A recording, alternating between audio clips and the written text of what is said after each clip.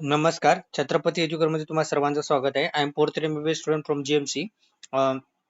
जर चॅनलवर नवीन असेल तर चॅनलला सबस्क्राईब करा. आमच्या चॅनलवर महाराष्ट्रामधल्या सर्व काउन्सिलिंगमधील व्यवस्थितरित्या माहिती पुरवली जाते. तसेच सेंट्रलची MCCची आणि वेटरनरी काउन्सिलिंग ऑफ इंडिया याबद्दल पण व्यवस्थितरित्या माहिती पुरवली जाते.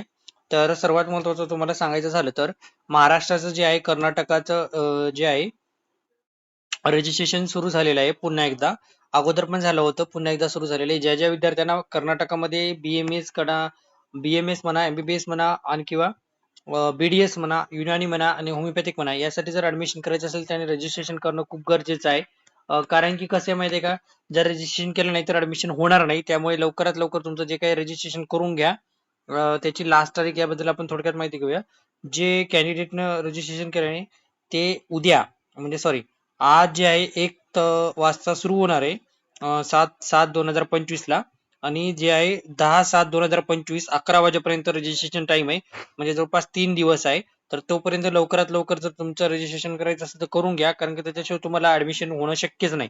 तुम्ही इलिजिबल जरी असेल, तुम्हाला कमी मार्क असतील तरी पण कर्नाटकामध्ये MBBS, BMS आणि आयुर्वेदा भेटून जाते. आणि त्याचं कसं थोडं फीस आणि पॅकेज पण कमी येतं याच्यामध्ये कर्नाटका साईडला. त्याच्यामुळे जर तुम्हाला प्रायव्हेटमध्ये जरी करायचं असेल तरी रजिस्ट्रेशन करणं खूप गरजेचं आहे. त्यामुळे रजिस्ट्रेशन अवश्य करून घ्या, नाही त्याच्याशिवाय तुमचं ऍडमिशन होणार नाही. आणि ज्या विद्यार्थ्यांनी ऑलरेडी रजिस्ट्रेशन केलेलं आहे त्यांनी काय करायचं, कर्नाटकाच्या वेबसाईटवर जाऊन त्यांचा रोल नंबर एंटर करायचा आहे. आणि ते किती तारखेपर्यंत, 7 तारखेपर्यंत त्याचं, सॉरी 8 तारखेपर्यंत त्याची ऑपॉर्च्युनिटी आहे. म्हणजे 5 ते 8 तारीख, म्हणजे 3 दिवस जवळपास. आणि तुमचं जे काय आहे, व्हेरिफिकेशन स्लिप डाउनलोड करून घ्यायची आणि information on verification. Okay, verification slip तुम्हाला ती डाउनलोड करून घ्यायची आणि ती तुमच्याजवळ ठेवायची आहे. कारण कसं ती तुम्हाला ऍडमिशनच्या वेळेस लागू शकते. ओके, त्याच्यामुळे त्याचे व्हेरिफिकेशन आहे ते कम्प्लीट करून घ्या आणि डाउनलोड करून घ्या. हे या व्हिडिओमध्ये एवढंच. व्हिडिओ आवडल्यास व्हिडिओला लाईक करा, चॅनलला सबस्क्राईब करा.